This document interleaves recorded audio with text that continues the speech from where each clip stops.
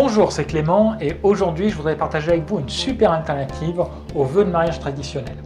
Alors c'est une solution que j'aime vraiment beaucoup parce qu'elle est simple à mettre en place, elle va vous demander un minimum de préparatifs et surtout vous allez pouvoir créer un moment à la fois touchant et drôle qui dévoile votre couple de manière authentique à l'ensemble de vos invités.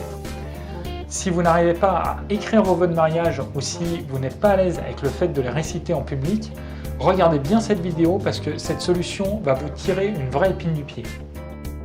Alors le principe est ultra simple, il s'agit de remplacer l'échange de vos vœux par un échange de promesses. En gros, vous allez rédiger avant le mariage chacun de votre côté une dizaine de promesses que vous voulez faire à l'autre. L'idéal c'est d'en avoir 5 qui sont plutôt sérieuses et émouvantes et 5 autres qui sont plus légères et drôles. Au moment de la cérémonie, vous allez les lire en alternance. Et comme ça, vous allez créer une sorte de dialogue où vous allez vous engager vis-à-vis de votre partenaire, mais vous allez aussi dévoiler votre couple à l'ensemble de vos invités d'une manière touchante et authentique. Alors j'entends déjà les sceptiques me dire j'arrive pas à écrire mes vœux, pourquoi j'arriverai à écrire des promesses? D'abord parce que c'est plus simple et en plus parce que je vais vous donner une méthode pour y arriver. D'abord, les premiers mots sont pratiquement toujours les mêmes et ça c'est bien parce que ça va vous donner une amorce et vous aurez franchi la première marche qui va vous permettre de dérouler la suite derrière. C'est assez important parce que les vœux, c'est souvent sur les premiers mots qu'on bloque.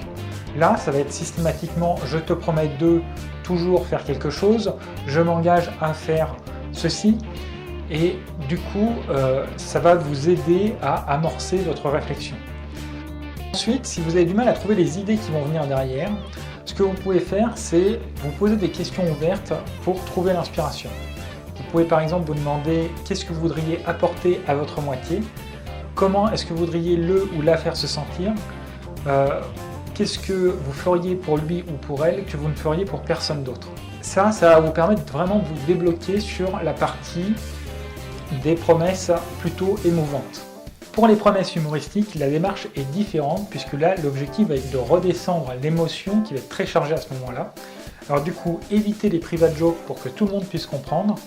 Évitez aussi les moqueries qui pourraient être mal interprétées et parce que l'objectif, c'est pas de faire un règlement de compte, c'est de détendre tout le monde.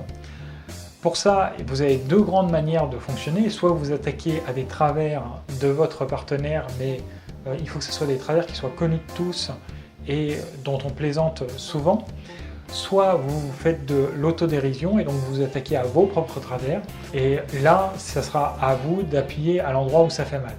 Voilà, c'est tout pour aujourd'hui. Si vous voulez des exemples, vous les trouverez dans la description de la vidéo. Pour ça, il vous suffit de cliquer là juste en dessous. Et si vous avez aimé cette vidéo et que vous voulez voir les prochaines, il vous suffit de vous inscrire à ma chaîne en cliquant sur le bouton juste ici.